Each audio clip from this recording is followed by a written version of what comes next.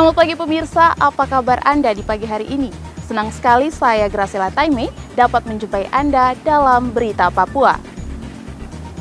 Sejumlah berita menarik dan teraktual telah berhasil dirangkum tim redaksi kami. Berikut 3 berita utamanya hari ini.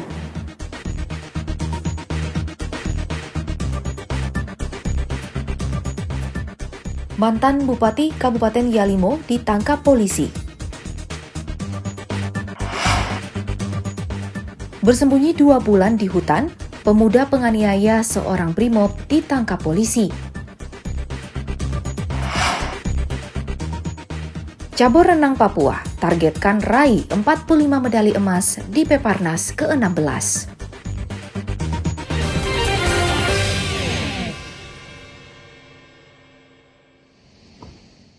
Subdit Tipikor Ditreskrimsus Polda Papua Selasa kemarin menangkap mantan Bupati Kabupaten Yalimo LP karena diduga mengorupsi dana bantuan sosial tahun 2020. Tersangka diduga memberikan bantuan sosial tidak sesuai Permendagri nomor 32 tahun 2011 yang bersumber dari anggaran pendapatan dan belanja daerah.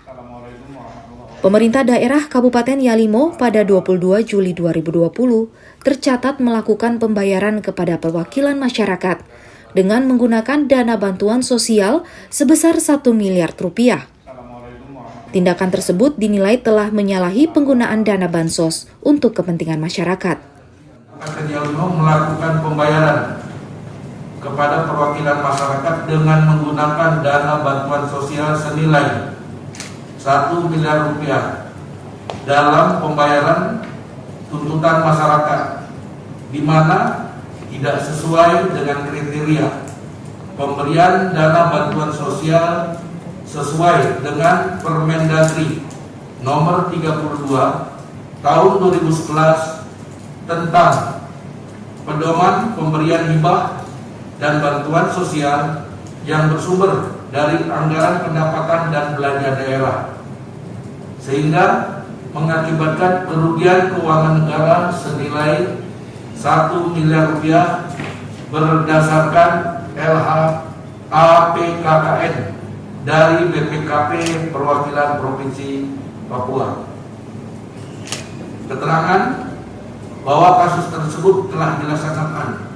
Pemeriksaan tersangka selanjutnya dilakukan penangkapan dan mekanisme atas nama LP, mantan Bupati Kabupaten Yalimo periode 2016-2020. Polisi juga masih terus mengembangkan kasus ini dengan memeriksa 15 saksi dan 3 saksi ahli. Kemungkinan ada tersangka lain dalam kasus dana hibah ini. LP yang menjabat periode 2016 sampai 2020 dijerat Undang-Undang Tindak Pidana Korupsi dengan ancaman hukuman penjara maksimal 20 tahun. Arthur melaporkan dari Jayapura.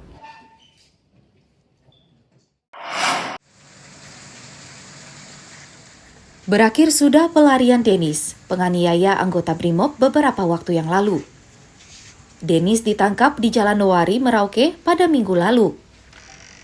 Denis menganiaya korban bulan Agustus. Ia mengaku saat itu dalam keadaan mabuk, lalu menganiaya korban yang sedang duduk di Kampung Buti. Karena takut, Denis 2 bulan bersembunyi di hutan hingga akhirnya ditangkap polisi. Pengungkapan dari anggota Dead Eder atau anggota Opnal Polres Merauke, yaitu penangkapan tersangka DG, inisial DG, pelaku tindak pidana penganiayaan 351 ayat 1. Yang ini TKP-nya terjadi di daerah Buti. Di daerah Buti, jadi berawal dari korban sedang duduk bermain internet, kemudian pelaku datang membawa sebilah parang, kemudian ada sedikit cekcok dan pelaku menganiaya korban dengan menggunakan parang di bagian tangan. Waktu itu kejadian di bulan Agustus, tanggal 24 Agustus ini sudah kurang lebih 3 bulan, 2 bulan ya. 2 bulan tersangka kabur, akhirnya bisa diungkap oleh anggota Polres Merauke. Ya memang semua berawal dari minuman keras. Miras apa? Mau minum? Hah? Black Label? Sopi. Ya kalau di Merauke bilang apa? Tepong. Ini memang minuman ini sudah sangat merasakan. Ya, sangat merasakan. Tapi kita dari masyarakat pun tidak aware dengan minuman ini. Ini minuman yang racun. Tanpa ada pemeriksaan, tanpa ada penelitian. Tapi teman-teman, saya lihat dari masyarakat Merauke menganggap ini hal biasa. Tapi ini hal luar biasa yang mengakibatkan masyarakat banyak mabuk dengan minuman ini, bebas mendapatkan minuman ini dan melakukan tindakan-tindakan kejahatan. Saat ini pelaku masih menjalani pemeriksaan di Mapolres Merauke. Akibat perbuatannya, ia diancam hukuman penjara 12 tahun. Muhammad Ridwan melaporkan dari Merauke.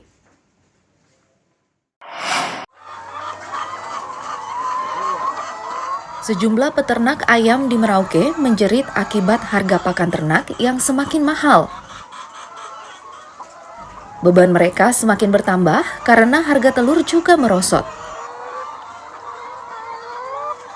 Harga pakan ternak yang biasa dibeli seharga Rp380.000 per 50 kg, kini naik menjadi Rp400.000 per kilogram. Sebagian peternak seperti Benyamin tidak bisa berbuat apa-apa. Ia tetap berdagang walaupun saat ini kondisi memburuk. Harga sebelumnya 380.000, sekarang naik lagi 400. Itu pun masih ada penyampaian bahwa akan naik lagi. Sedangkan penjualan kita telur yang ada di Merauke malah dari harga 70 turun jadi 60. Jadi kita peternak sekarang mengalami keanjlokan, susah untuk mendapatkan keuntungan.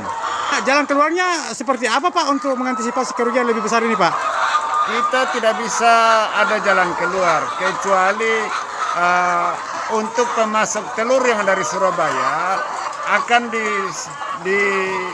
ditahan untuk memberikan peluang bagi peternak lokal.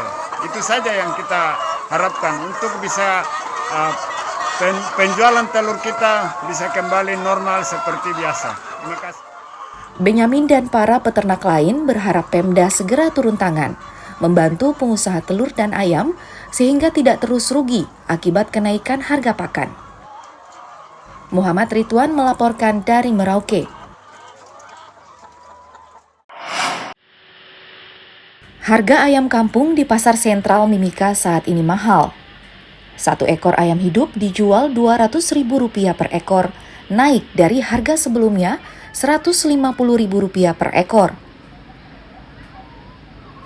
Sementara ayam lokal yang biasa dijual Rp50.000 per ekor, kini naik menjadi Rp60.000 per ekor. Sekarang sementara kita jual kan 70, ada 65, ada 60, tergantung. Ayam yang satu lagi Pak, ayam apa ini? Ayam kampung. Tapi udah beda harga tergantung kita. Jual biasa 120 itu toh. Itu. Ya. Kalau mintok, bebek mintok. Ya beda juga. Itu berapa? Itu kadang 200, kadang 1,5. Ada agak mulai masuk katanya kedengaran tadi kebanyakan dari ayam. Kenaikan harga ayam di pasaran karena pasokan berkurang. Meski mahal, ayam tetap makanan favorit yang sangat laku dan tetap diburu warga. Dari Timika, Papua, Igo Batmomolin melaporkan.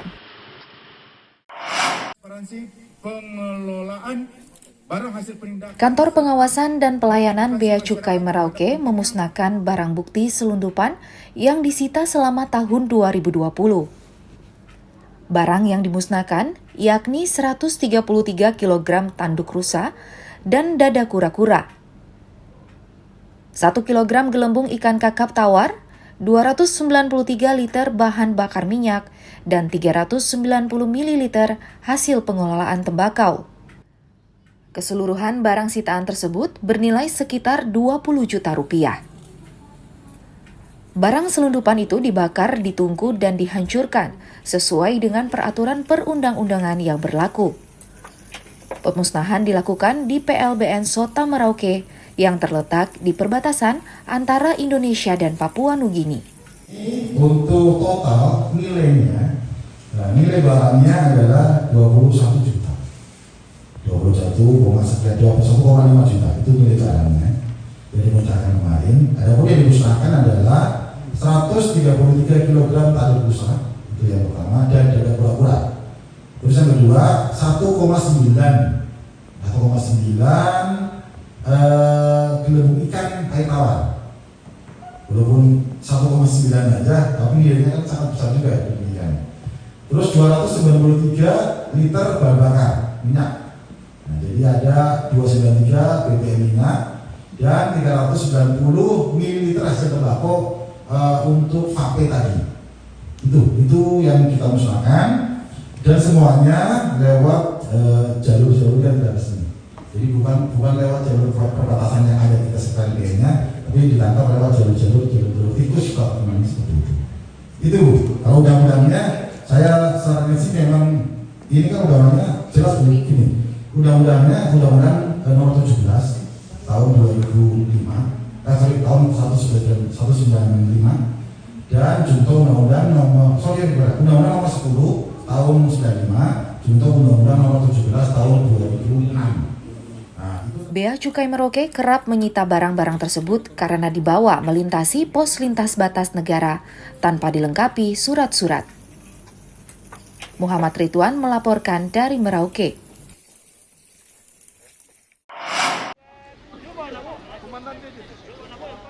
Panitia PON akan segera membayar honor ribuan relawan yang hingga kini masih dalam pendataan dan verifikasi. Koordinator Bidang SDM PON mengatakan, saat ini sedang merampungkan rekapitulasi absensi. Perkembangan terkait prosesi pembayaran uang pengganti transport atau honorarium kepada seluruh relawan yang sudah membantu giat-giat suksesi giat-giat PON kemarin. Jadi dalam kategori liaison officer, dalam kategori workforce dan juga dalam kategori volunteers, semuanya kita sedang rampungkan rekapitulasi absensi.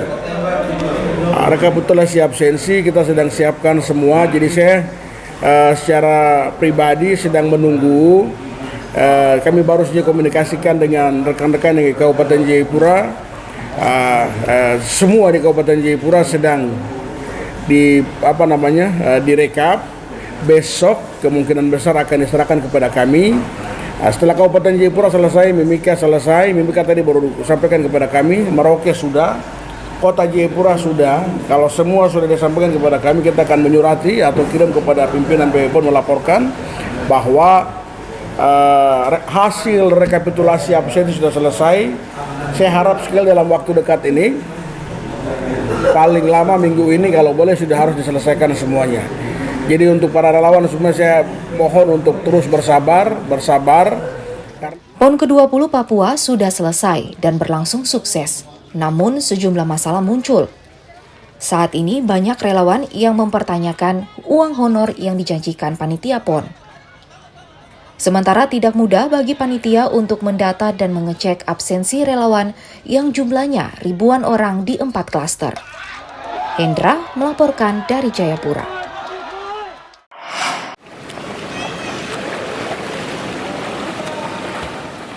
Cabang olahraga renang menargetkan 45 medali emas di Pekan Paralimpik Nasional Papua. Saat ini 50 atlet asal Bumi Cendrawasih tengah berlatih secara intensif di venue akuatik Kampung Harapan, Kabupaten Jayapura. Pelatih renang Papua, Jone Karubaba mengatakan, persiapan tim renang Papua sudah mencapai 80% dan ia menargetkan bisa meraih 45 medali emas dari berbagai nomor lomba. Persiapan dari cabang renang inklusi Papua untuk Peparnas ya sudah mendekati 80%.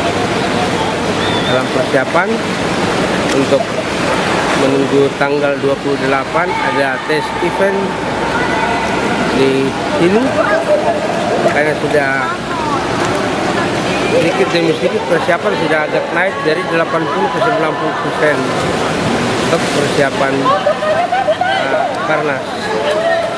Berapa atlet yang diturunkan kakak? 50 orang. Kakak terakhir, targetnya seperti apa untuk kita tuan rumah ini kakak? Target kita dari renang, targetnya 45 medali emas.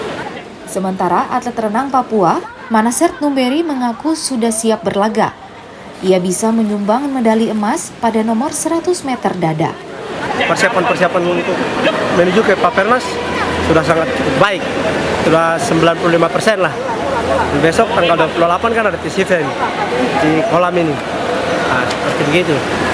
Untuk persiapan lagi kalau ke Vietnam, nanti selesai kita Papernas, mungkin tanggal 20 November kita udah balik ke Solo lagi. Yang elit, ya seperti saya, terus Marinus, teman-teman saya yang nanti akan ke Vietnam lagi. Seperti begitu. Jadi kakak, target Peparnas? Kalau untuk saya, target Peparnas untuk saya pribadi, saya akan berusaha yang terbaik untuk Papua dan maksimal mungkin. Mas ya? Mas.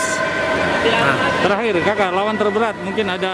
Kalau lawan terberat dari Jawa Barat, itu. Tim renang Papua ingin membuktikan atlet renang penyandang disabilitas mampu bersaing dengan daerah lain di Indonesia, khususnya Jawa Barat dan DKI Jakarta yang merupakan lawan terberat. Peparnas ke-16 akan digelar selama 2 pekan dari tanggal 2 hingga 15 November. Hendra melaporkan dari Jayapura.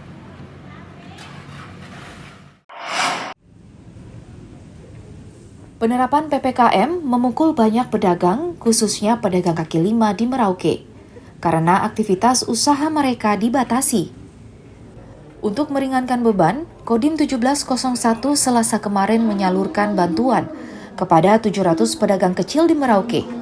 Setiap pedagang mendapat uang 1,2 juta rupiah. Selain itu, bantuan ini diharapkan bisa mendorong pedagang atau pemilik warung agar bisa bangkit dan kembali berusaha di tengah angka kasus positif COVID-19 yang saat ini menurun. Bantuan tunai ini langsung diserahkan bersama Bupati, Kajari, dan Kapolres Merauke. Pedagang kaki lima dan warung, yang mana kita di wilayah Kodim Merauke ini ada 700 pedagang kaki lima dan warung. Hal ini dalam bentuk perhatian pemerintah kepada masyarakat Merauke yang mempunyai aktivitas menjadi pedagang. Dari perhatian pemerintah itu pada saat COVID-19 ini pemerintah ikut prihatin atau ikut peduli terhadap perdagangan yang sudah mulai menurun, sehingga pemerintah berikat baik untuk memberi bantuan. Bantuan ini mudah-mudahan dapat bermanfaat dan dapat meningkatkan kesejahteraan dan dapat meringankan beban hidup bagi warga Merauke, khususnya adalah pedagang kaki lima dan warung. Bupati Merauke Romanus Mbaraka meminta pedagang bisa memanfaatkan bantuan ini dengan baik. Pemerintah menurut Bupati terpaksa menerapkan PPKM untuk memutus rantai penularan COVID-19. Merauke sendiri walaupun di tengah pandemi COVID-19, untuk teman-teman PKL dan juga warung, putaran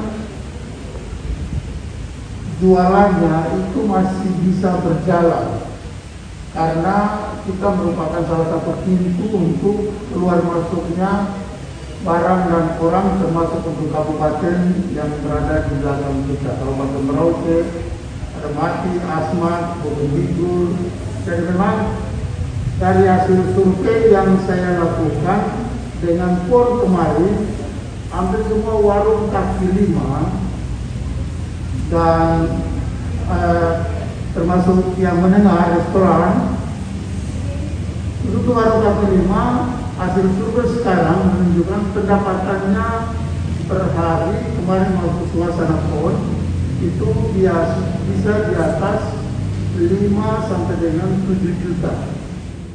Bupati mengimbau agar pedagang tetap menerapkan prokes dan divaksin sehingga aman dalam beraktivitas. Muhammad Ridwan melaporkan dari Merauke.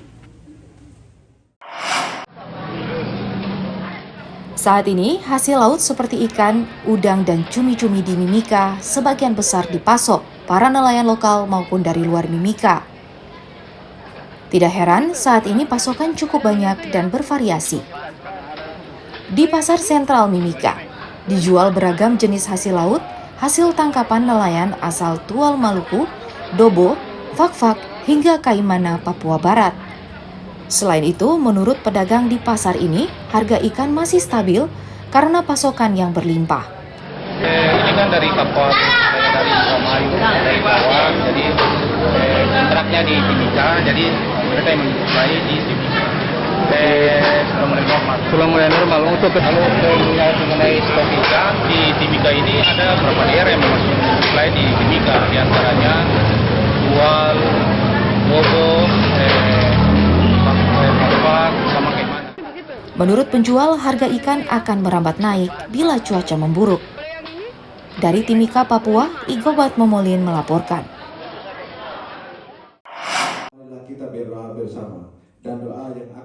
Kementerian Lingkungan Hidup tengah menyosialisasikan instalasi pengelolaan air limbah domestik kepada warga di Merauke. Air limbah domestik buangan rumah tangga maupun perdagangan dan pabrik kerap mencemari dan merusak lingkungan hidup. Limbah tersebut bisa berbentuk padat dan cair berupa sampah, hasil cucian deterjen, sabun hingga tinja. Anggota DPRD Republik Indonesia Sulaiman Hamsa mengatakan, kondisi Merauke saat ini masih sangat kumuh karena tidak tersedia instalasi pengelolaan limbah di permukiman padat penduduk. Oke Bapak Ibu sekalian, kita lihat di kawasan kota saja masih ada lingkungan yang sangat kumuh. Saya bilang sangat kumuh karena saya datang ke lingkungan itu, saya lihat memang hampir tidak ada perhatian dari pemerintah bagaimana cara, atau mungkin ada perhatian tapi bentuknya apa saya mungkin tidak tahu. Amanat undang-undang menyatakan bahwa semua kegiatan sebelum mengadakan IPAL-nya nanti, kalau perusahaan tentunya harus ada izin lingkungan. Bagaimana dengan kondisi Kabupaten Merauke? Tadi saya berdasarkan undang-undang, dasarnya jelas, aturannya jelas bahwa semua kegiatan yang berdampak penting maupun tidak penting. Bapak Ibu, kalau saya bicara kegiatan ya, kegiatan penting dan tidak penting yang berdampak terhadap lingkungan harus ada izin lingkungan. Berbagai cara bisa dilakukan untuk menekan limbah domestik. Salah satunya adalah dengan tidak membuang sampah sembarangan, membatasi penggunaan deterjen, hingga mendaur ulang sampah atau barang yang tidak terpakai. Muhammad Ridwan melaporkan dari Merauke. Pemirsa, informasi tadi sekaligus mengakhiri jumpa kita pada pagi hari ini. Saya Graciela Taime, mewakili kerabat kerja yang bertugas menyampaikan terima kasih, selamat beraktivitas, sampai jumpa. Wanyambe.